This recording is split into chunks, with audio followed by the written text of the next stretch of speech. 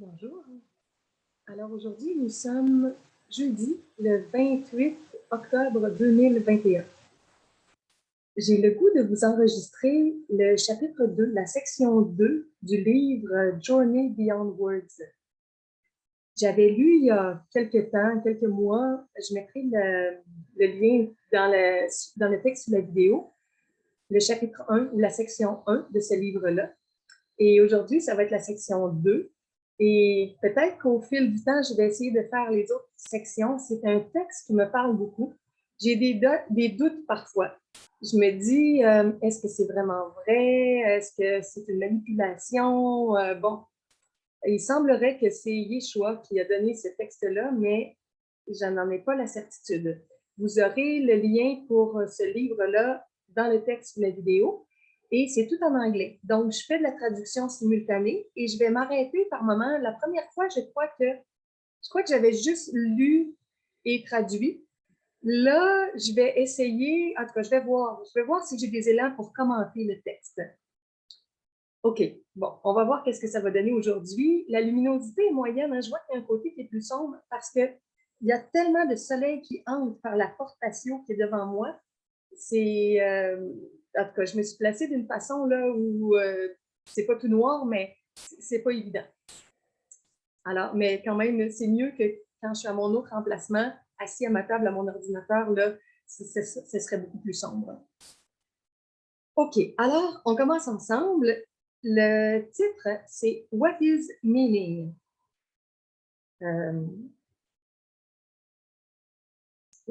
On pourrait traduire par qu'est-ce que ça signifie, qu'est-ce que le sens de tout ça. Bon, je suis pas bilingue parfaite non plus, hein, donc mes traductions sont pas parfaites. C'est pour ça que je lis toujours en anglais en premier, puis je le traduis à ma façon ensuite. Alors, peut-être que vous comprenez mieux que moi l'anglais, et vous allez voir que je vais faire des erreurs de traduction, mais c'est pas grave. L'essentiel, c'est le partage, puis c'est ce que vous allez en comprendre à votre façon. Si on attend d'être parfait pour faire quelque chose, on fait jamais rien. OK. What is meaning? Greetings again. I'm Yeshua. I have come this day to further with you my discussion of A Course in Miracles. Salutations à nouveau. Je suis Yeshua. Je suis venu en ce jour pour continuer avec toi ma discussion du cours en miracle. I will comment further today about your thinking. Perhaps it shall seem redundant to you that I speak again and again of your thinking. However, I cannot overemphasize the importance of your awareness about your thoughts and your thinking. Je vais juste regarder l'heure. À quelle heure je commence? 3h45. Ici, l'heure, parce que je vais voir tantôt quelle heure il sera quand je termine. OK. Je vais commenter plus loin aujourd'hui au sujet de ta pensée, ta façon de penser. Peut-être que ça te semble redondant, que je parle encore et encore de ta pensée. Cependant, je ne peux pas overemphasize, comment je le traduirais en français? Trop insister. Voilà, la traduction je suis sur mon iPad. Je ne peux pas trop insister sur l'importance de ta conscience au sujet de tes pensées et de ta façon de penser, and your thinking. Oui, ça, c'est vraiment important parce que on ne prend pas assez conscience à quel point notre mental est créateur, à quel point tout ce qu'on pense, tout ce qu'on dit, tout ce qu'on lit, toutes nos communications influencent notre quotidien, influencent notre vie, notre ressenti et tout ce qu'on va aimanter par la suite en lien avec les pensées, avec toute notre structure de pensée. One of the lessons said, I see nothing as it is now. And another said, my thoughts do not mean anything. Ça, c'est des phrases du cours en miracle. Donc, une des leçons dit, je ne vois rien tel que c'est maintenant. C'est, en parenthèse, la leçon 9. Et un autre dit, mes pensées ne signifient rien. La leçon 10, dans le cours en miracle.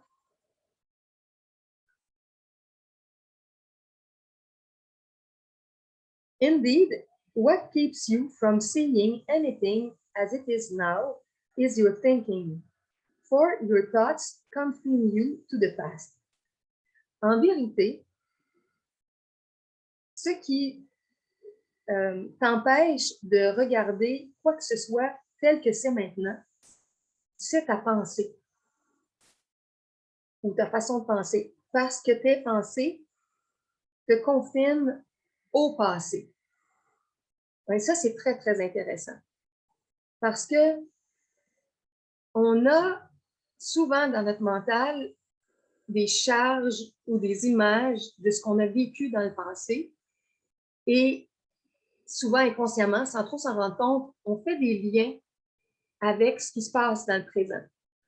Et quand on regarde les événements, quand on assiste, quand on participe à un événement, on ne le voit pas tel qu'il est, bien des fois, parce qu'on le voit avec la charge de notre passé.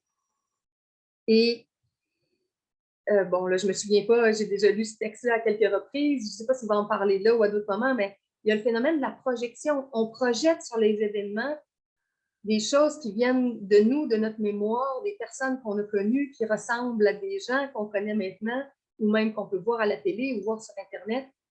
Alors, souvent, on ne voit pas les choses telles qu'elles sont maintenant parce qu'on superpose quelque chose de notre mémoire qui vient de notre passé. Et la deuxième phrase qui dit « mes pensées ne signifient rien », c'est aussi dans le sens que, bon, on pourrait interpréter ça parce que nos pensées signifient toujours quelque chose, mais il veut dire, tel qu'on va le comprendre plus loin, ne signifie souvent rien de très précieux parce que on n'a pas une façon de penser nouvelle, créative, lumineuse. On a une façon de penser qui s'enracine dans des blessures du passé. Et c'est comme ça signifie rien de véritablement bon pour nous. On pourrait le résumer comme ça. But more so, your thoughts are the result of the hidden, je ne sais pas comment on le prononce exactement, hidden desire not to see, to be separate from. Tes pensées sont le résultat d'un désir caché de ne pas voir, d'être séparé de. Ça, c'est très, très profond. On va comprendre plus loin, dans d'autres passages, que nos pensées, souvent, ne veulent pas être mis en contact avec la vérité. On ne veut pas, dans plusieurs occasions, voir vraiment ce qui est là. On cherche des excuses, des conflits, des problèmes. On est habitué à ça dans notre vie. On va chercher la petite bébite, la petite tache noire sur le mur blanc. On va chercher à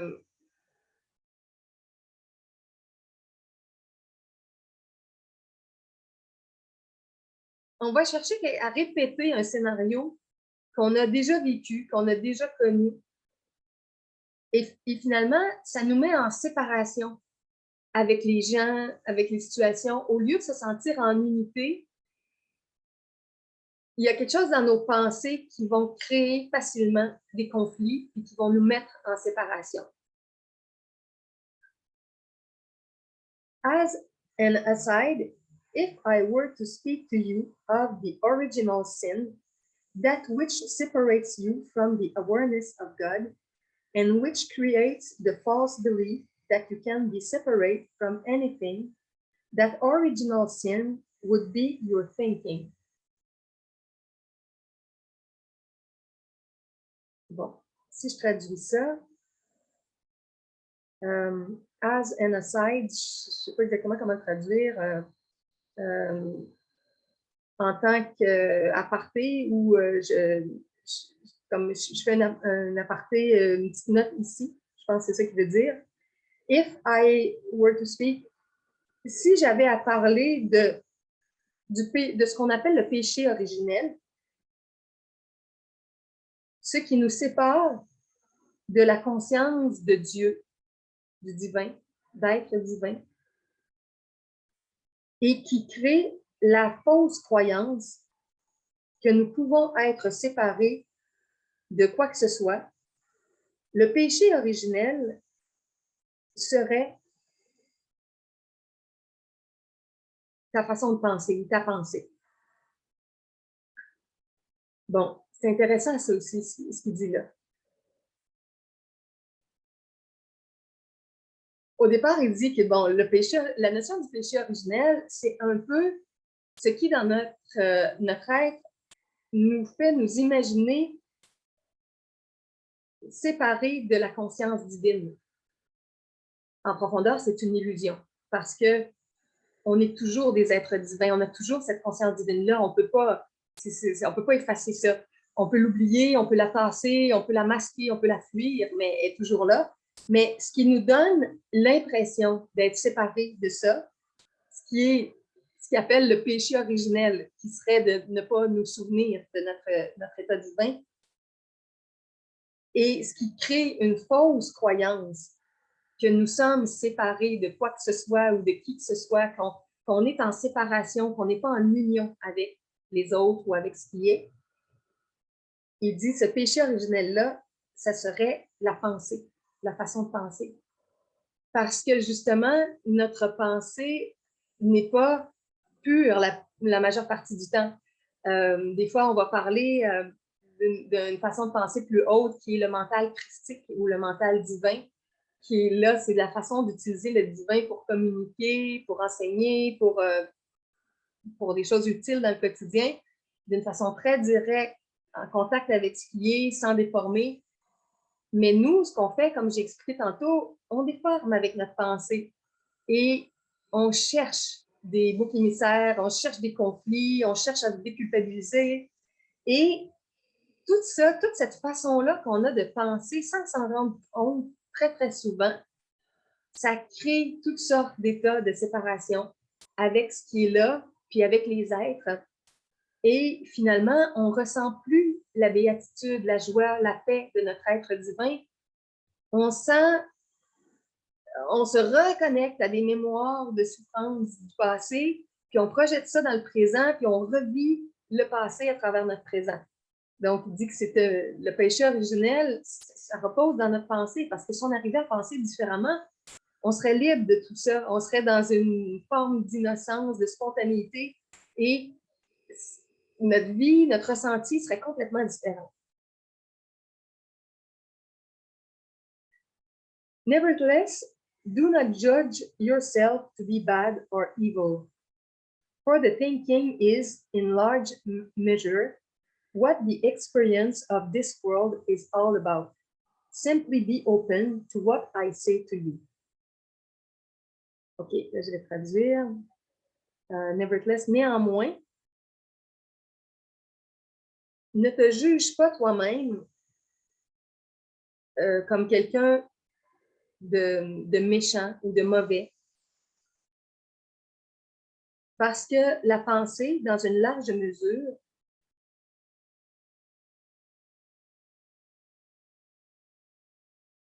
c'est l'expérience de ce monde is all about. C'est tout ce qui est l'expérience de ce monde. Sois simplement ouvert à ce que je te dis. Donc ça, c'est très important aussi parce que quand il essaie d'expliquer nos mécanismes de fonctionnement, comment notre ego se manifeste de toutes sortes de façons, au lieu d'être dans notre essence divine, dans notre présence divine, on va reconnaître qu'on a des façons de fonctionner qui sont appelées à changer pour qu'on devienne des êtres plus heureux, plus en santé, plus épanouis. Et quand il nous explique des choses et des façons qu'on a de penser, on va avoir tendance à se taper sur la tête, à se dire « Ah, je suis une mauvaise personne, j'ai des mauvaises pensées, ou je suis méchant ou méchante. » Et là, il vient nous dire ne te juge pas d'être comme tu es. Et tout ce qu'on vit dans le monde est tellement imprégné de ça et de cette façon-là de penser en général. Alors, le but ici, là, c'est vraiment pas de se taper sur la tête, ni sur la tête de personnes qui pensent comme ci, comme ça. Le but, c'est de prendre conscience de comment on fonctionne et en étant plus conscient, de parvenir doucement à changer nos mécanismes intérieurs. Parce que ce qui est vu peut être changé, mais tout ce qu'on ne voit pas, tout ce qui est encore inconscient en nous, c'est clair que ça va rester encore comme ça. Donc, le but, c'est vraiment, mais vraiment pas de se culpabiliser ou de culpabiliser qui que ce soit, de se juger ou de juger les autres. Le but, c'est juste d'observer, d'être témoin, de remarquer et d'avoir doucement un autre regard sur nous, sur la vie, sur les gens, et qu'un senti nouveau émerge qui va nous donner la capacité de changer. Vous allez voir au fil du temps.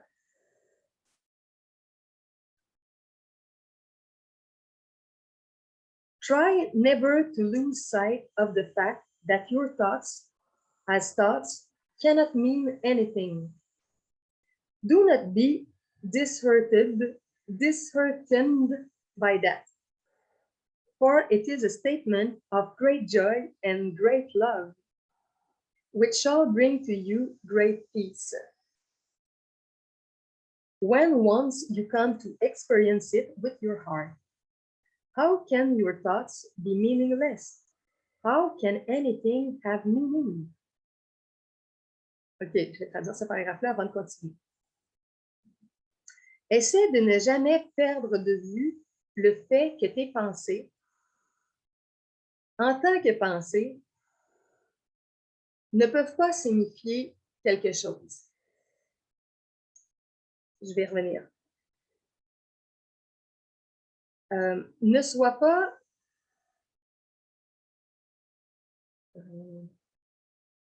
disheartened, découragé. Ne sois pas découragé par ça. Parce que c'est un statement, une phrase, on peut dire comme ça, une déclaration. Ouais. Parce que c'est une déclaration de grande joie et de grand amour. Comment est-ce que tes pensées pourraient être sans signification? Comment est-ce que quoi que ce soit peut avoir du sens?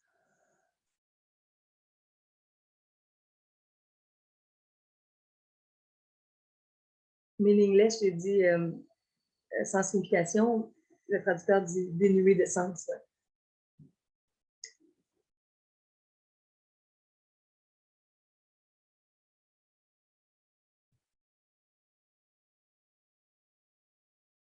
OK, on va continuer.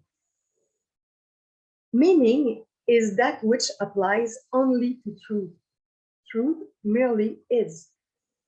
Truth is not and cannot be subject to any kind of interpretation. Truth cannot be and is not affected by one's reaction. Truth must be and always is independent of that which you call time, and truth has meaning. Bon. Le sens est ce qui s'applique seulement à la vérité. Fait que tantôt, il disait, pourquoi vos pensées n'ont pas de sens?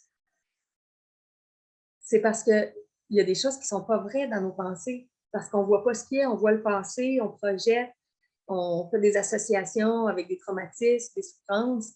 On ne voit pas la vérité de ce qui est. Donc, ça ne donne pas le vrai sens, le sens divin de la vérité des choses, des êtres. Donc, il dit le sens est ce qui s'applique seulement à la vérité, le sens dans le sens, le vrai sens des êtres, des choses, des situations. La vérité est purement ou simplement. Truth merely is. La vérité n'est pas et ne peut pas être sujette à aucune sorte d'interprétation.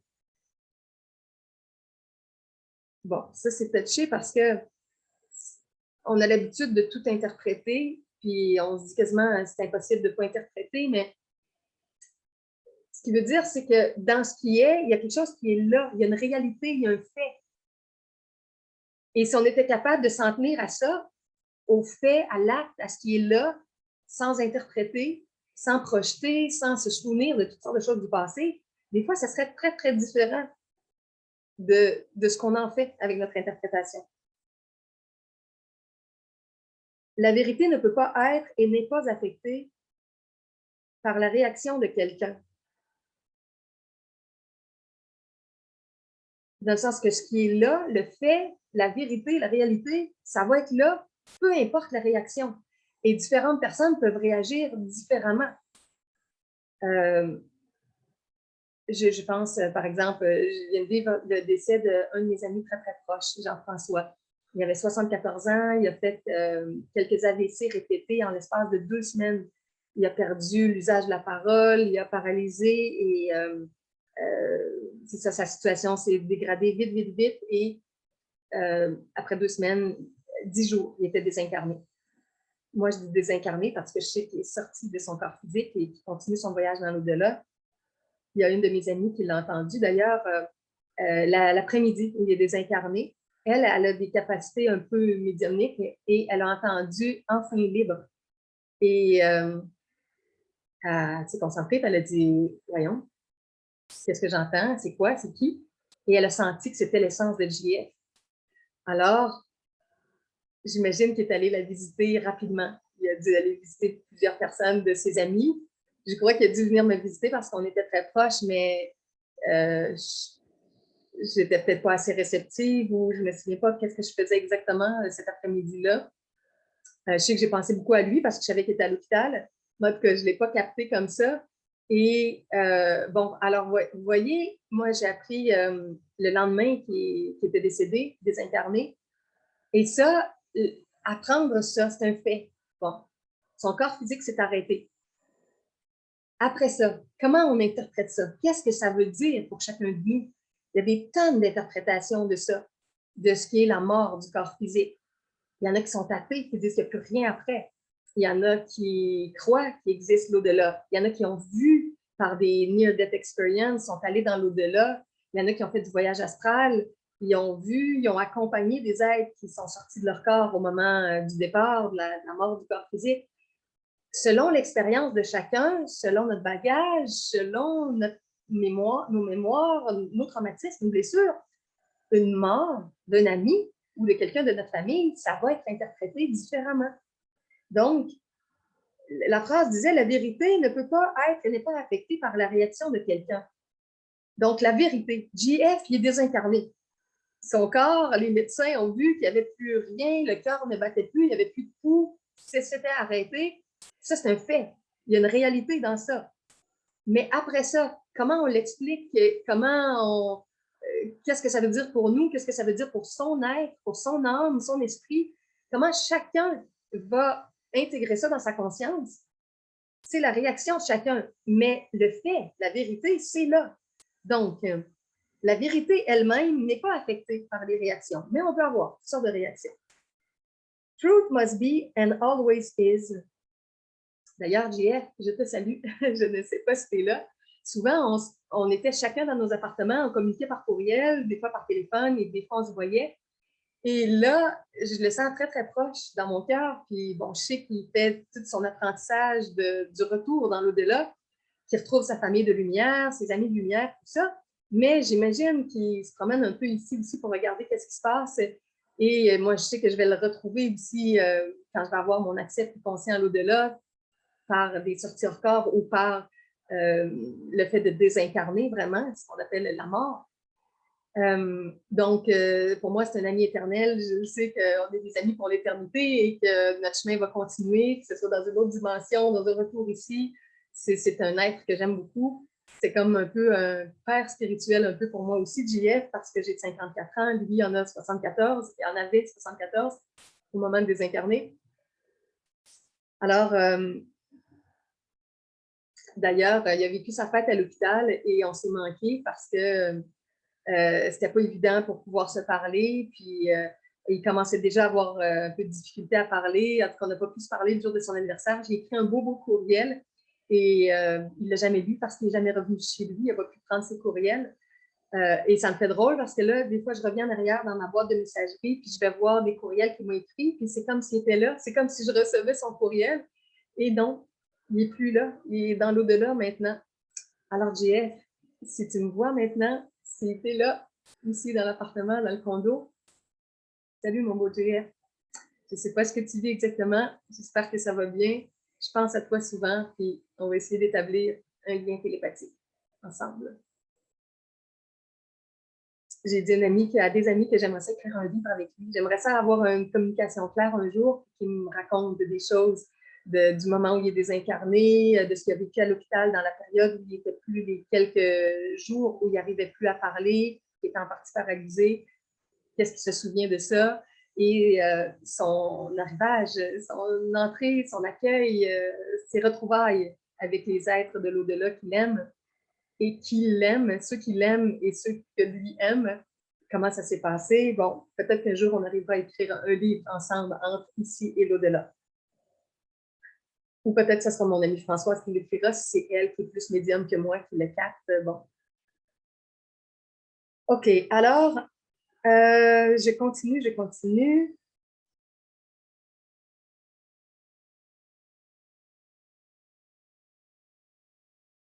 La vérité doit être et est toujours indépendante de ce que tu appelles le temps. Et la vérité a un sens. La vérité est toujours indépendante de ce que tu appelles le temps. Dans le tome 2, auquel j'arriverai peut-être à un moment donné, si je fais suffisamment de vidéos sur ça, peut-être si je reçois des dons pour m'aider aussi, si vous voulez faire des dons pour toutes mes vidéos gratuites, tiens, je vais mettre un lien sur la vidéo par rapport aux dons. Si j'ai les moyens, j'aimerais ça pouvoir me consacrer à faire des vidéos, avoir un retour financier de tout ce que je mets sur le web, ce que j'ai pas en ce moment, et je le fais dans la gratuité. Et j'aimerais ça pouvoir en faire beaucoup plus régulièrement si j'étais soutenue financièrement pour faire ça. C'est un de mes souhaits. Donc, la phrase ici, la vérité est toujours indépendante de ce que tu appelles le temps. Il va expliquer beaucoup plus loin que le temps est une création de notre mental pour se couper un peu de la totalité de notre être, parce qu'avec le futur et le passé, on s'imagine que dans le futur, on va aller chercher des connaissances et qu'on va avoir accès à des choses qu'on ne veut pas accepter pleinement, totalement maintenant, dans un état de conscience divine où on aurait beaucoup plus de connaissances, de conscience. Donc, on se dit, ah, ça va être dans le futur avec certaines étapes, alors qu'il y aurait des possibilités d'être comme en téléchargement direct ou en intégration directe de notre conscience divine. Bon, moi, la première, je n'y arrive pas maintenant, là, mais je sais qu'il y a comme un choix de repousser notre divinité à plus tard. Et il y a, puis que ce n'est pas la vérité de tout ce qu'on peut être maintenant. Et le passé, c'est comme pour oublier. On a mis des choses dans le passé, on a mis ça de côté, on a oublié. Et on se dit, ah, si je veux me souvenir, je pourrais aller chercher des choses dans mon passé, de blessures, de traumatismes ou même de belles expériences. Donc, le temps nous sert à nous projeter dans du passé, du futur, au lieu d'avoir accès à tout ça dans l'immédiat. Et il dit que la vérité est indépendante de ça parce que la vérité, ce qui est là, ce qui est là est l'essence de ce qui est, c'est ce qui est divin et ça n'a pas besoin du futur que du passé. Tout est là maintenant. Et il dit, la dernière phrase, and truth has meaning, et la vérité a du sens. Oui, parce que chaque chose qui est maintenant, dans son essence divine, dans le cœur de ce que c'est, ça a toujours un sens. Il y a toujours un sens à tout ce qui est. Puis un beau sens, un sens divin, quelque chose de précieux. Si on est capable de le décoder et si on n'est pas trop attaché aux images de notre passé quand on vit quelque chose dans le présent. So, when I say a thing is meaningless, I simply mean that it's not of truth. Alors, quand je dis qu'une chose est sans signification, je veux simplement dire que ce n'est pas la vérité. Donc, quand il dit que nos pensées n'ont pas de signification, ce qu'on voyait dans le cours en miracle, dans certaines phrases des exercices du cours, au tout début des exercices, c'est pas dans le sens que nos pensées ne signifient rien du tout. Comme j'ai dit tantôt, chacune de notre pensée a une signification, mais il veut dire que c'est pas le sens de la vérité. On n'y voit pas quelque chose qui est divin, qui est plein d'amour, qui est plein de paix, qui est plein de créativité joyeuse.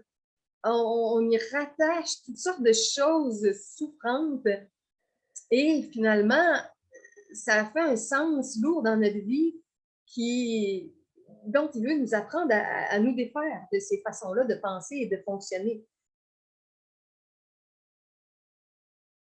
Donc, ce serait une façon de dire que quand on a des pensées qui nous apportent pas, qui ne nous conduisent pas dans un état d'amour et de joie, on pourrait se rendre compte que nos pensées n'ont pas une signification très précieuse et qu'on pourrait apprendre à se détacher de cette signification-là. On n'est peut-être pas capable là, dans le moment présent, mais il y a un apprentissage qui peut être fait avec ça. Là, je pense aussi à ma fille qui va revenir de l'université. En tout cas, si jamais on entend du bruit tout à coup, je ne sais pas si je vais continuer ou si je vais arrêter, elle doit être proche de revenir de l'université. En tout cas, je vous le dis au cas où, peut-être que je vais avoir le temps de finir mon chapitre ici avant. If a thing is meaningless, you will find that it is subject to interpretation. Indeed, you may use this as a measure of truth. If that which you perceive in your world is subject to interpretation, it cannot be of truth, and therefore it cannot have meaning. OK, bon, je vais traduire. Si une chose est sans signification, tu vas trouver que c'est sujet à interprétation. En fait, tu peux utiliser cela comme une mesure de la vérité. Si ce que tu perçois dans ton monde est sujet à l'interprétation, ça ne peut pas être la vérité. Et par conséquent, ça ne peut pas avoir de sens. C'est poussé, hein? J'aime beaucoup ce livre-là parce que je ne sais pas si c'est vraiment vrai, mais c'est décapant. Dans le mental, là, ça nous fait voir des choses que, en tout cas, moi, je ne voyais pas les choses comme ça avant.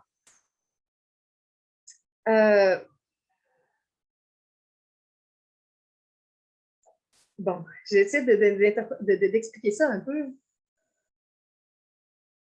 Si une chose est sans signification, on va trouver que c'est sujet à l'interprétation. En vérité, on va utiliser ça comme une mesure de la vérité. Si ce que nous percevons dans le monde est sujet à l'interprétation, ça ne peut pas être la vérité. Et par conséquent, ça ne peut pas avoir de sens. Bon, alors quand on ne perçoit pas la vérité, la réalité de ce qui est, on n'arrivera pas à sentir l'essence divine, donc on ne se sentira pas bien. On va être en projection, on va ramener du passé dans notre présent. Et là, on va se mettre à interpréter tout ça. Puis il y a un discours mental. Et remarquez que dans votre vie, avec ce qui se passe, avec ce que vous voyez, quand on marche dehors, quand on parle avec des gens, il y a comme un deuxième discours qui embarque dans notre tête, nos pensées. On se dit des choses, on juge, on évalue, on analyse, c'est vrai, c'est faux, c'est bon, c'est mauvais, on va interpréter ça de toutes sortes de façons. Puis finalement, on ne reste plus avec la vérité de ce qui est là. On est rendu dans notre tête, dans notre passé, encore une fois, avec tous nos souvenirs, avec des comparaisons. Puis là, il dit, ça ne peut pas être la vérité, tout ça. Toutes nos interprétations, ce n'est pas la vérité. Puis ça n'a pas de sens parce que il dit, ça n'a pas le sens de la vérité. Oui, ça a un sens, mais c'est le sens qu'on lui donne avec notre mémoire du passé. So, That which is meaningless is that which has been engendered by your thoughts and your thinking. Alors, ce qui est sans signification est ce qui a été engendré par tes pensées et ta façon de penser. Donc, il vient de dire là, ce que j'ai expliqué en d'autres mots, parce que des fois, je devance, vu que moi, j'ai lu ce texte-là déjà, je ne sais pas, ça fait 4 fois, 5 fois que je lis ce livre-là, parce que c'est tellement profond, toutes les fois, je comprends plus profondément ou des nouvelles choses. J'essaie de l'expliquer, mais des fois, mes explications vont dans des choses que lui-même m'explique plus loin. Alors, c'est ça. Ce qui est sans signification, dans le sens que ce n'est pas l'essence joyeuse de la réalité, de la vérité, c'est ce qui a été engendré par nos pensées, notre façon de penser, notre façon de penser qui est enracinée dans notre passé de souffrance. Remember, there is only love. Love is freedom. Love is joy. And the three are the same. Love is freedom, is joy, is freedom, is love. They are the same. C'est bien ça. Souviens-toi, il n'y a que l'amour. L'amour est liberté. L'amour est joie. Et les trois sont la même chose. L'amour est liberté, est joie, est joie, est liberté, est amour. Ce sont les mêmes, c'est la même chose.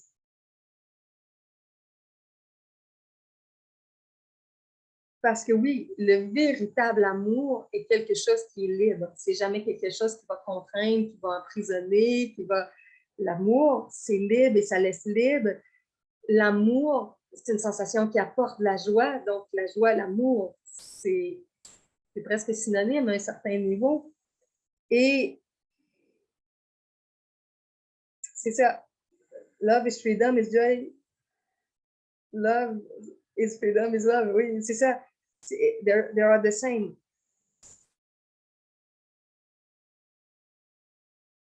OK, on continue. The purpose of this course is peace. To be at peace is to experience freedom and to experience the joy of being free. And you shall indeed know that as love. Le but de ce cours, il parle du cours en miracle ou du cours qui est dans son livre finalement, parce qu'en lisant son livre, en intégrant des choses, on apprend ou on se souvient plutôt de ce qu'on a oublié. Donc, le but de ce cours, c'est la paix. Être en paix est l'expérience de la liberté et l'expérience de la joie d'être libre. Et tu devrais en vérité connaître cela comme l'amour, comme étant l'amour. Bon, alors tout ce cours-là, tout cet enseignement-là, c'est pour qu'on arrive à être davantage en paix. Moi, en tout cas, c'est l'effet que ça me fait. Chaque fois que je me replonge dans ce livre-là ou la suite, ça c'est Journey Beyond Words, l'autre c'est The Other Voice de Brett Haskell. Il me semble qu'il y a un H au début de son nom. Et ça, et le cours en miracle, ça déconstruit tellement nos anciennes façons de penser, de sentir, de réagir de notre ego. Ça nous ramène à notre essence, à notre réalité divine et ça apporte beaucoup de paix. Ça nous sort de l'accusation de nous-mêmes, des autres. Donc, j'aime beaucoup ce cours-là. J'aime beaucoup le cours en miracle. J'aime beaucoup ce cours-là, ce livre-là, Journey Beyond Words et The Other Voice. Et tout ça nous aide à revenir à quelque chose qui est plus paisible, où on se sent davantage libre, davantage créateur, davantage puissant dans notre esprit pur. Et naturellement, dans la liberté, on sent la joie, on sent l'amour. As I have said in the text, there are but two emotions, love and its opposite, fear. Fear always arises from your thinking, from your interpretations and your reactions. This is so because by the very act of thinking, you are denying the meaning and the truth of what you are.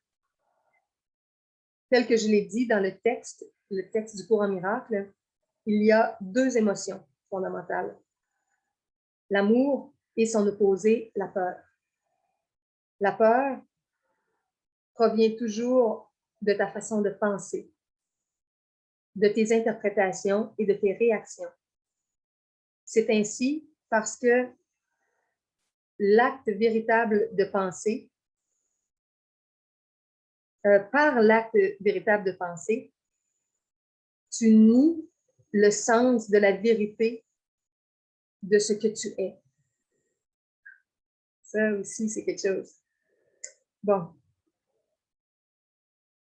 On dit souvent que la vie est compliquée, tout ça, mais quand on essaie de simplifier, on va pouvoir beaucoup ramener les choses au fait qu'il y a nos états d'amour et nos états de peur. Quand on sent la peur, on ne ressent pas l'amour. Quand on sent l'amour profondément, on ne sent pas la peur. C'est un ou l'autre. Et il dit que la peur provient de notre façon de penser, de nos interprétations, de nos réactions.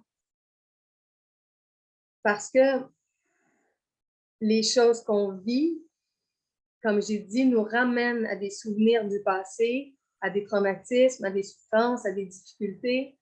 Et au lieu de les vivre juste dans le présent, tel que c'est maintenant, on va ramener toute une charge du passé et on va en faire quelque chose de plus dramatique et plus apeurant.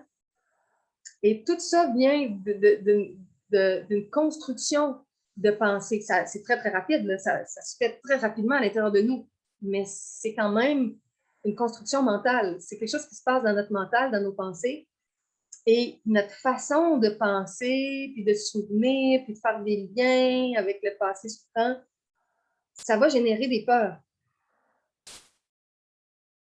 Puis il dit que là, par notre façon de penser, on va nier le sens de la vérité, de ce que l'on est, parce que ce que l'on est, fondamentalement, c'est qu'on est un être divin. On est divin, on est puissant, on est créateur, on est illimité, on est liberté, mais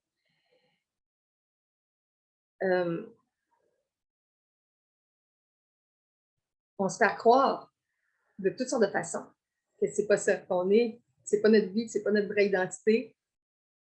Dans le fond, on se prend pour notre ego. Notre ego, c'est toutes les illusions, les limitations qu'on a bien voulu accepter. Il va dire plus loin dans l'autre livre, notre ego est un peu comme une espèce de programme d'informatique. Dans un programme, le programme agit selon tout ce qu'on a mis dans le programme. On pourrait penser je viens d'entendre du bruit. Ma fille arrive, je vais lui dire bonjour, juste un instant, je suis en train d'enregistrer, alors tu peux rentrer. Mais on ne parlera pas, ma belle. Si tu peux faire du bruit, j'ai annoncé que tu reviendrais de l'université, donc ça peut faire du bruit, il n'y a pas de problème. Hein?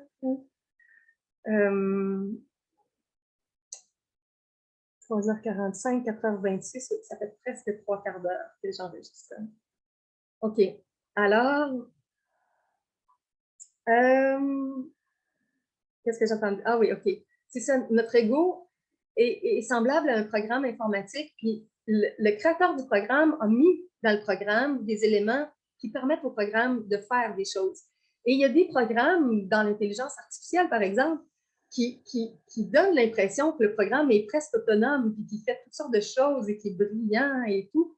Mais en profondeur, tout ça, c'est dans un programme qui a été conçu par quelqu'un. Alors, nous, dans notre ego, c'est un peu semblable. Notre ego, il y a des réactions mécaniques. Il pense, il fait, il agit de certaines façons, mais il y a quelqu'un derrière l'ego qui est notre conscience divine. Notre conscience divine est... l'ego est devenu une partie, juste une partie réduite de qui on est vraiment. Et on se limite à ça au lieu d'accepter la grandeur de ce qu'on est vraiment. Comme un programme informatique ne sera jamais la grandeur totale de tout son créateur, qui lui peut créer plein de programmes différents.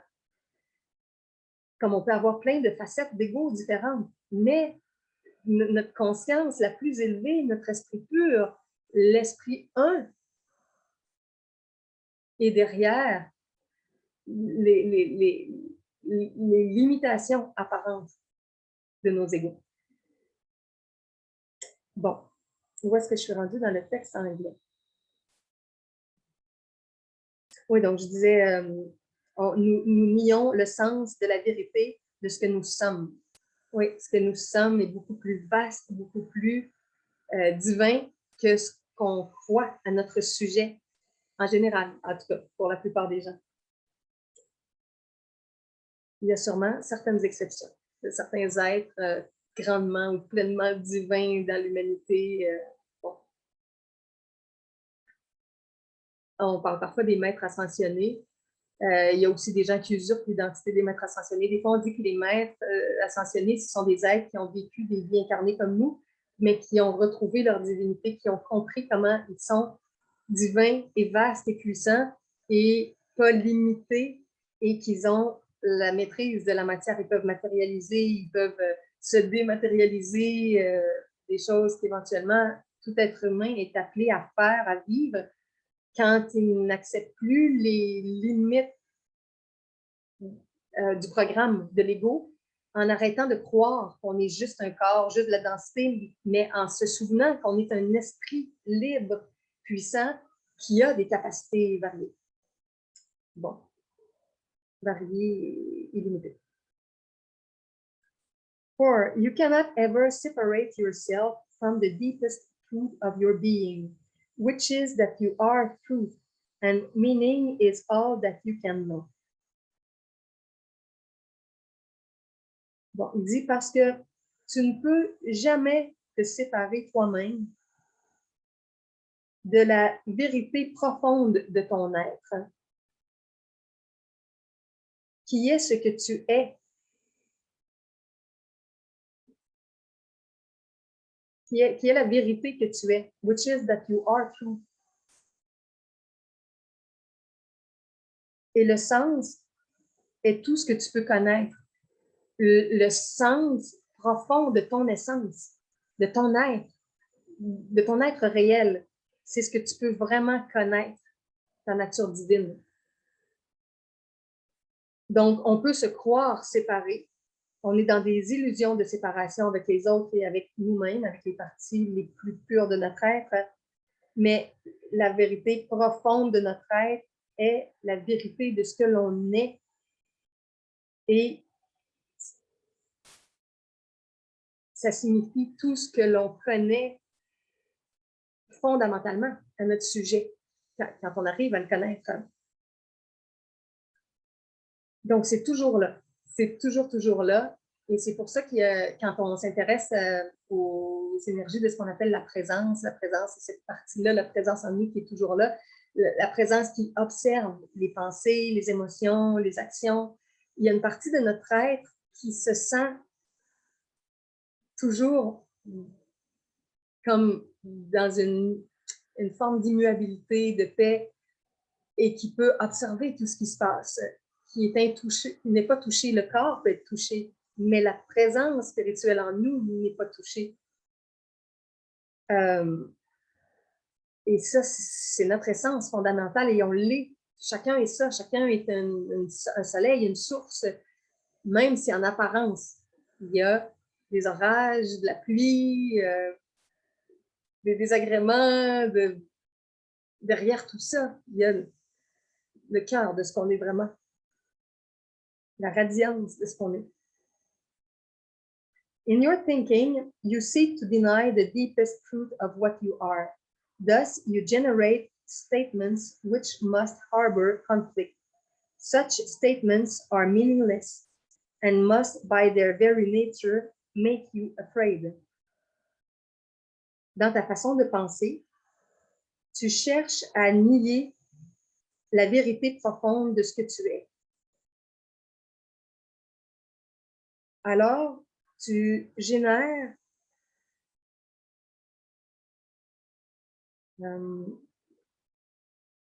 des déclarations ou des expressions, ou generate statements, qui vont harbor, which must harbor conflict, qui qui vont porter, qui vont conduire au conflit. De telles déclarations ou expressions sont sans signification et doivent, par leur nature même,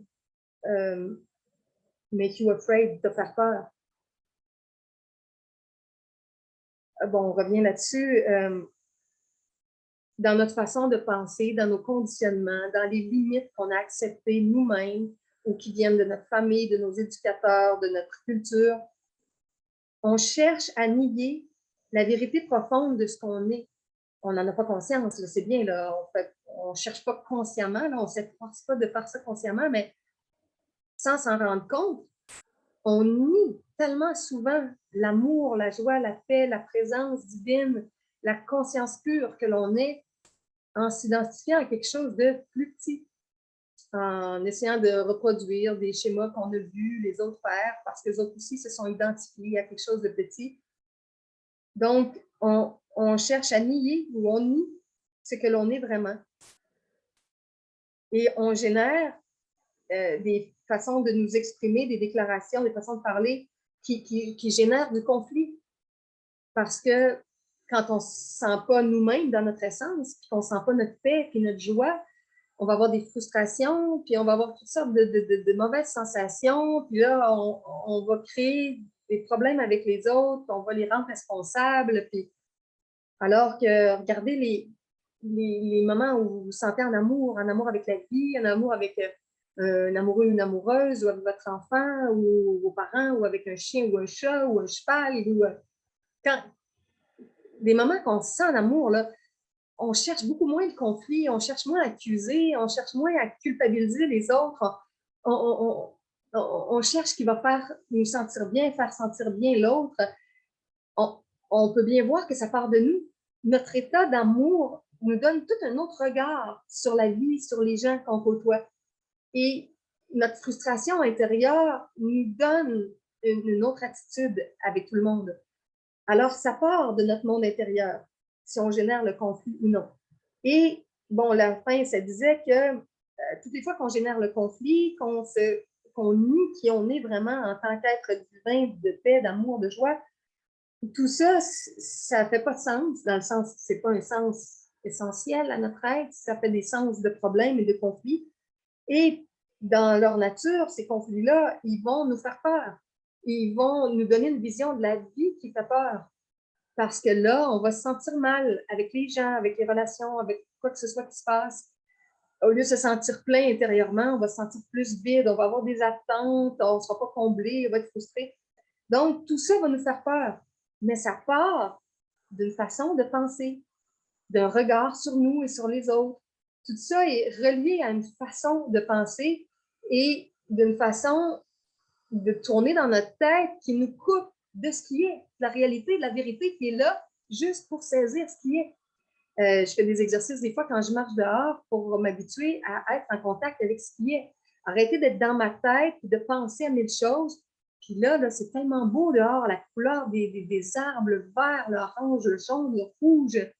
Par terre, il y a des tapis de feuilles. On a du temps doux, on est à l'automne, 28 octobre, puis il fait encore beau, il fait doux. Aujourd'hui, je suis allée faire mes commissions, j'avais mon manteau ouvert, j'avais apporté ma tuque, mon foulard, je l'ai mis dans mon sac à dos. Il y a tellement de bonnes choses à chaque instant, mais si on est pris dans notre mental à recenser nos préoccupations, nos problèmes, nos conflits, nos peurs, on est dans ça, puis on n'est pas dans ce qui est là. On dit parfois, je l'ai déjà dit dans une autre vidéo, je me souviens, c'était une petite caricature, une bande dessinée que j'avais vue dans le journal, puis on voyait une image séparée en deux, entre un humain qui marche dehors et un animal qui marche dehors, ou le maître avec son chien. Puis il y avait une bulle, et on voyait dans la bulle ce que l'être humain se dit et ce que le chien se dit. Puis là, on voyait que le chien, lui, dans sa bulle, il y avait ce qu'il voyait. Il voyait des arbres, il voyait un oiseau, il voyait un poteau, il voyait... Bon, on voyait ce qu'il voyait, ce que le chien voit, c'est ça qui est dans le mental du chien. Et l'humain, lui, on voyait, il pensait à son épicerie, il pensait à son amoureuse, il pensait à un conflit, il pensait à sa voiture. Il y avait plein d'idées dans la tête, donc il ne voyait pas ce qui était devant lui en marchant. Puis tellement souvent, c'est ça qu'on vit, en tout cas moi, c'est ça que je vis. Je marche, puis je ne suis pas là, je ne suis pas du tout dans ma marche, je suis dans mon film intérieur. Et c'est ça qui se passe souvent, même avec les gens. On n'est pas avec les gens, on est avec quelque chose de notre passé qu'on a projeté sur la situation de cette personne-là ou de ceux qui leur ressemblent. OK, bon. One of the lessons spoke about your being in competition with God. It said you might feel resistance to that idea. Indeed, you probably shall, but think of it this way. In your thinking, you are generating a world which is subject to interpretation. You are creating your own world as you perceive it. And every other person's world seems to be as he or she perceives it for himself or herself. By this, you shall know that such worlds are meaningless. Bon, ça, c'est un grand paragraphe. Là, je viens de penser en même temps que je lisais ça. Je fais des consultations depuis un certain temps sur Zoom avec toute la période planétaire nous a fait vivre. On utilise Zoom beaucoup plus. Et là, je vous enregistre ça sur mon Zoom. C'est ma vidéo de Zoom qui s'enregistre que je vais ensuite mettre sur YouTube. Alors, si vous voulez approfondir des choses avec moi, mon tarif actuel, c'est 1 $ la minute. C'est presque la moitié du tarif de beaucoup de thérapeutes qui chargent presque 100, 120, 150 $ de l'heure. 1 $ la minute, ça revient à 60 $ de l'heure ou 30 $ pour 30 minutes. Alors, si vous voulez parler de ça avec moi, de ces choses-là reliées à notre chemin de conscience, de transformation intérieure, de retour à notre divinité, à qui on est, tu es divin, divine, je le suis, les autres le sont. Si vous avez le goût de parler de ça avec moi, écrivez-moi à la marche de l'amour à commercialgmail.com. Dites-moi que vous avez le goût de prendre un rendez-vous. Les gens m'envoient mon temps soit par PayPal, soit par Interact. Interact ici au Québec, au Canada. Et à l'heure convenue, on se met d'accord à telle heure, tel jour, que ce soit avec des gens d'Europe ou du Québec ou d'ailleurs, parce qu'on fait ça sur le web, je vous envoie 5 minutes avant notre rencontre le lien Zoom et je peux l'enregistrer à la limite si les gens le veulent aussi pour faire une vidéo privée de notre conversation. Bon, alors, voilà pour ça. Ça peut se faire au téléphone et pour les gens de Montréal ou qui ont accès à Montréal, je peux le faire en marchant dehors. Des fois, on va marcher dans le parc, on marche, on discute. Je parlais de mon ami JF qui est désincarné il y a quelques jours. J'ai été tellement de fois dans le parc avec lui, on a marché, on s'est assis sur les bancs de parc, on a discuté de psychologie, de spiritualité, du courant miracle, j'ai fait des vidéos là avec lui. Je n'avais pas filmé parce que les gens ne veulent pas être filmés, mais des fois je le disais, j'ai des amis qui sont là, mon ami JF est là, bon, mes vidéos dans le parc. Bon, donc si vous avez le goût d'approfondir des choses avec moi, c'est possible, puis ça m'aide dans ma base financière pour l'instant parce que je vis assez avec l'essentiel et c'est une façon de m'aider. C'est de m'aider et de vous aider, qu'on discute ensemble, puis 1 $ la minute, comme je dis, c'est vraiment pas cher, c'est la moitié des tarifs de la plupart des enseignants et des thérapeutes en général. OK, donc je vais traduire le paragraphe que je viens de dire en anglais. Une des leçons du cours en miracle parle au sujet de ton être qui est en compétition avec Dieu. C'est ça. On se sent souvent en compétition avec Dieu. C'est un peu ridicule en même temps, là. Mais c'est ce qu'on vit. Et le cours dit, it said, que tu peux ressentir une résistance à cette idée. Oui, quand on entend ça, on se dit, ben non, voyons donc, voir si je suis en compétition avec Dieu. Non, c'est pas vrai, c'est pas vrai. En vérité, tu dois probablement l'être en résistance à cette idée de la compétition avec Dieu. Mais pense à cela de cette façon. Dans ta façon de penser, tu génères un monde qui est sujet à l'interprétation, à ton interprétation. Tu crées ton propre monde au moment où tu le perçois. Et le monde de chaque autre personne semble être comme il ou elle le perçoit pour lui-même ou pour elle-même. Par cela, tu devrais savoir que de tels mondes sont sans signification. Donc, ici, il ramène le fait que, comme on est souvent en train de penser, on est en train de se créer un univers d'interprétation des événements. Chaque personne fait ça, chaque personne interprète à sa façon et chacun a créé son monde. Et bien qu'on pourrait croire qu'on vit tous dans le même monde, une espèce de monde extérieur objectif, en profondeur, on vit dans des mondes différents parce que chacun a son interprétation, a son bagage, a ses pensées. Et c'est pour ça, tantôt, quand j'ai donné l'exemple de mon ami JF qui est désincarné, je voulais dire, chacun face à la mort a son interprétation. Ce qu'on appelle la mort, parce que la mort profonde, pour moi, ça n'existe pas, la vie continue toujours, mais sauf certaines âmes vraiment, vraiment, vraiment malveillantes qu'on dit qu'ils ont la deuxième mort et que il y a une présence divine, là, en tout cas, peu importe qu'on l'appelle la mère divine, le Père divin, à l'origine de nos consciences, qui va récupérer des âmes et qui va comme les dissoudre à un moment donné parce que il n'y a plus de possibilité d'éveil, la conscience est trop emprisonnée dans l'ego, dans les conditionnements. Ces êtres-là n'arrivent plus d'aucune façon. Bon, mais ça, c'est des cas rares, là. La plupart des êtres ont encore leur conscience et quand le corps physique s'arrête, le chemin va continuer. Excusez, je vais tousser. Bon, mais en tout cas, tout ça, c'est des interprétations, c'est des compréhensions, c'est notre façon de penser, de voir le monde.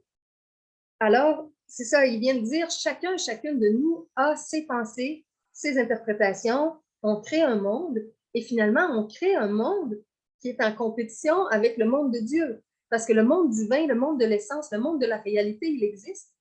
Et nous, on s'est créé tout un autre monde. On s'est fait une interprétation de tout ce qui est. C'est pourquoi on pourrait dire qu'on est en compétition avec Dieu, parce que le sens divin, le sens du monde qui est plein d'amour, plein de joie, plein de paix, nous, on a déformé tout ça, on en a fait autre chose, on a interprété ça autrement, on réagit autrement, puis finalement, c'est plus le sens originel et il y a comme une espèce de compétition avec la réalité telle qu'elle est originellement. Mais on ne le voit pas parce qu'on pense, on est convaincu qu'on a raison, que c'est formidable la façon dont on est, dont on pense. C'est formidable tel qu'on est dans notre divinité, dans notre essence, mais dans notre ego, dans nos limitations, dans nos conditionnements, c'est moins formidable si on voit tout ce que ça nous apporte comme difficulté. OK.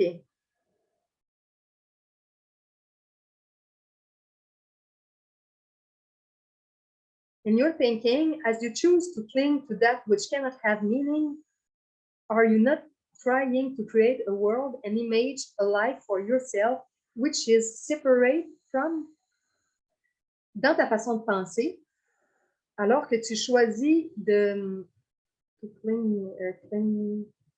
d'adhérer à ce qui ne peut pas avoir de sens, à ce qui n'a pas l'essence, à ce qui n'est pas en contact avec la réalité, est-ce que tu n'es pas en train de créer un monde, une image, une vie pour toi-même qui est séparée de point d'interrogation? It matters not, separate from what? Separate from is enough. Ça l'importe peu, séparé de quoi? Séparé de, c'est bien assez. Oui, parce que notre pensée va nous séparer de la réalité, de l'essence, qui pourrait être perçue à l'extérieur ou qui pourrait être perçue en nous. On va être en séparation. On a une coupure qui n'est pas réelle.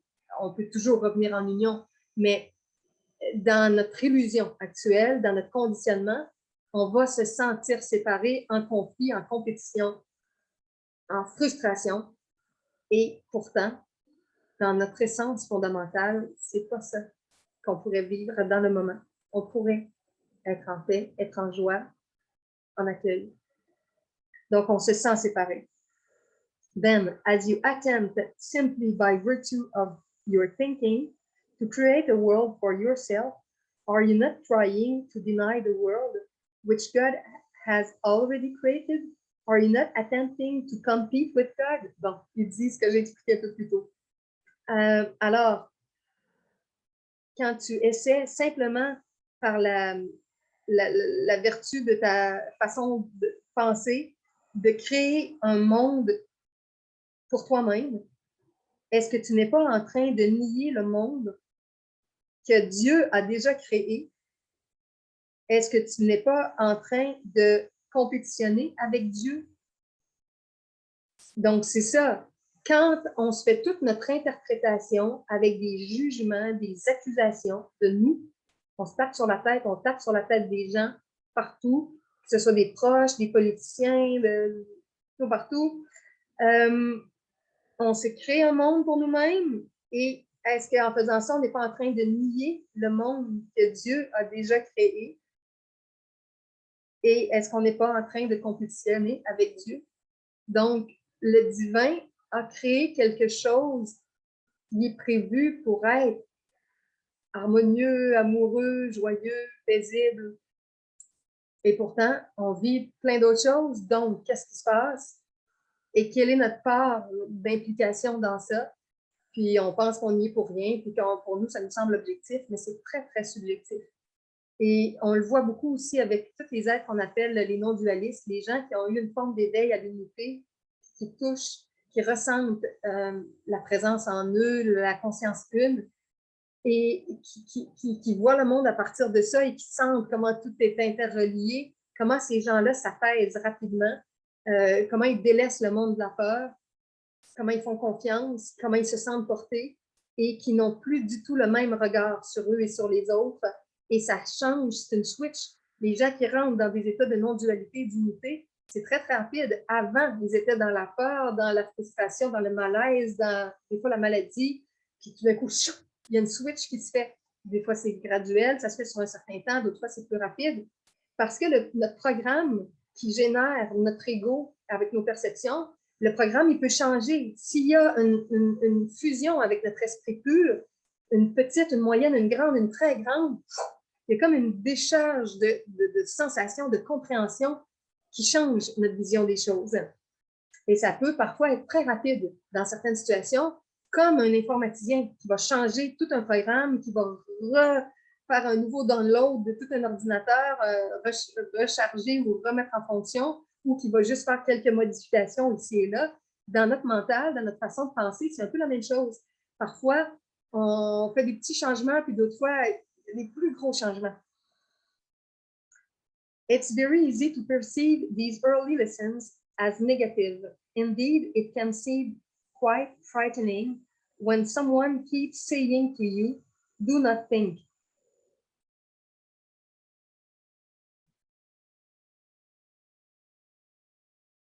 For you wonder, if I do not think, what will become of me? You may feel that in the absence of your thinking, you would surely die. Nothing is further from the truth. Always you are totally safe in God's world. Bon, j'ai regardé pour voir l'heure. Là, j'ai vu 51, donc ça fait un peu plus qu'une heure. Je vais essayer de voir combien il me reste.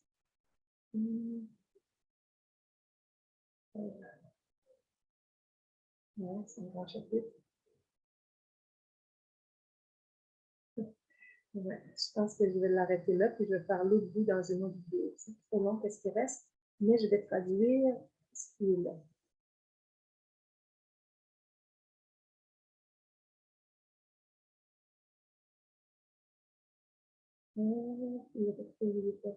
OK. Il est très facile de percevoir ces premières leçons comme négatives. Ça, c'est les leçons du courant miracle, puis celles qui parlent qu'on est encore en compétition avec Dieu, celles qui parlent que nos pensées ne signifient rien, parce que ça ne signifie pas le sens véritable du message divin qui est mis dans les êtres, dans la vie. Donc, quand on lit ça, on se sent mal, puis on trouve que c'est négatif tout ça. Et la plupart des gens n'aiment pas les premières leçons dans la partie des leçons du cours. Donc, moi, je dis souvent aux gens, commence à la leçon 35, commence à la leçon 50. Si tu es trop réactivé, si ça nous met trop dans la négativité, saute les premières leçons, tu y reviendras quand tu connaîtras plus le cours. En tout cas, l'idée, c'est de ne pas arrêter notre découverte du cours à cause de cette perception-là négative, mais finalement, c'est parce qu'on ne comprend pas encore assez. Et fait qu'au lieu d'arrêter, on vaut mieux aller commencer plus loin, où il y a d'autres passages plus faciles, plus lumineux, qu'on aime davantage et qui nous mettent moins en réaction. Donc, je répète, si tu vas dans le livre d'exercice du cours et que tu n'aimes pas les premières leçons, va vers la leçon 35 ou la leçon 50. Commence là, puis reviens plus tard dans les premières leçons. Bon, c'est très facile de percevoir que ces premières leçons sont négatives. En vérité, cela peut même sembler assez épeurant quand quelqu'un continue de te dire de ne pas penser. Oui, parce que les leçons vont parfois nous dire de chercher à ne pas penser parce que Yeshua ou l'être christique ou la présence qui a donné le cours excusez-moi, essaie de nous démontrer comment il y a de la scrap dans nos pensées, comment on a des conditionnements, comment il tourne des choses dans notre mental qui ne nous aident pas, qui nous font souffrir inutilement et qui déforment tout ce qu'on perçoit. Donc, d'essayer de ralentir un peu la petite souris, le petit rat dans notre tête qui court, comme dans une petite roue. Et quand on voit ça, ça nous fait peur parce qu'en plus, on voit qu'on n'est pas capable. Au début, on ne maîtrise rien de tout ça. Puis notre mental est comme un cheval aussi qui va au point galop. Fait que tout ça nous fait peur quand on entend parler des bases de cette information-là. Parce qu'on se demande aussi, si je ne pense pas, qu'est-ce qui va arriver de moi? On peut sentir que dans l'absence de notre pensée, on va sûrement mourir. Vous savez, il y a la petite phrase célèbre qui dit « Je pense, donc je suis ». Alors, on pense que parce qu'on pense, on est, et on associe notre être beaucoup au fait de penser. C'est très, très fort dans notre société qui est très mentale. On pense, on lit, on écrit, on communique, on écoute des choses mentales, verbales. On est très, très identifié à la pensée, à la parole, à l'écoute des mots. Et on se sent exister beaucoup par le mental et on a de la misère à se ressentir dans la tranquillité du mental. Même moi, j'ai beaucoup de misère avec ça parce que je sais que je suis très, très mentale.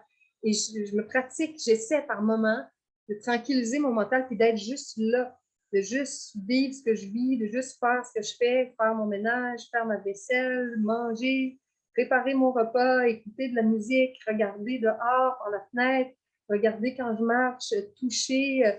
J'ai une espèce de coussin tout doux des fois quand je m'assois, que je prends, soit quand je médite ou quand j'écoute la télé. La douceur de ce coussin-là, c'est fait en mousse mémoire, là, puis il y a juste quelque chose qui le recouvre, c'est tout doux. Bon, que le ressenti, on a de la misère à ressentir, on est souvent pris dans la boîte mentale, la pensée, puis on se dit, si je ne suis pas dans la pensée, donc je vais mourir, je n'existerai plus. Et là, il dit, rien n'est plus loin de la vérité. En fait, tu es toujours totalement en sécurité dans le monde de Dieu. Parce que quand on va ressentir davantage qui on est vraiment, quand on va être moins en compétition avec le monde de Dieu parce qu'on va avoir moins toute notre interprétation sur le monde, puis qu'on va observer un peu plus ce qui est, tel que c'est, puis s'observer tel qu'on est, sans juger, juste être là, c'est ça, c'est ça qui se passe. Observer tout ça, accueillir ça. Et ce monde-là, c'est un monde d'accueil, c'est un monde d'amour, c'est un monde qui veut harmoniser, qui veut être paisible. Et dans tout ça, il y a quelque chose qui est sécure, qui est protégé vraiment. Et on va le ressentir de plus en plus quand on va être en contact de plus en plus avec la réalité de ce qui est en nous ou qu'on perçoit à l'extérieur de nous. Donc, si on pense mourir parce qu'on va changer nos pensées ou qu'on va tranquilliser notre monde mental, on est dans l'erreur, on ne va pas mourir du tout. Et les gens qui sont les non-dualistes dont j'ai parlé tantôt, c'est souvent des gens qui sont beaucoup plus tranquilles parce que comme ils vivent moins dans la peur, ils font confiance, ils se sentent portés par la présence, la grande présence, ou l'esprit divin, ou la source, peu importe le nom qu'on lui donne, se sentent portés, ils sentent que les choses se placent plus naturellement, ils arrêtent d'anticiper des drames, des choses malsaines qui pourraient se produire, puis ils vivent à la seconde, à la minute, dans le présent, et tu sais, comme il y a une phrase, est-ce que c'est dans la Bible, qui dit chaque jour suffit sa peine. On n'a pas besoin d'imaginer la peine de demain, d'après-demain, de la semaine prochaine. On s'en fait tellement en pensant à l'avance à des drames, puis on les co-crée, parce qu'on les crée ou les co-crée ensemble, parce qu'à force de penser tellement, penser, sans faire se soucier du futur. Je vais revenir avec mon ami JF. JF, il avait tellement peur d'une période apocalyptique. Il avait lu tellement de choses là-dessus, sur la Troisième Guerre mondiale, sur les drames qu'on vivrait, sur ci, sur ça. Depuis des années qu'il lisait des choses sur ça. Puis moi, je lui disais, je lui ramenais la petite histoire que j'avais lue quelque part qui dit, si un arbre, en plein été, se mettait à penser constamment à l'hiver, possiblement que la sève arrêterait de couler et que les feuilles tomberaient. Vous voyez, ce qu'on pense, on travaille sans s'en rendre compte, à le matérialiser, puis à attirer des choses. Donc,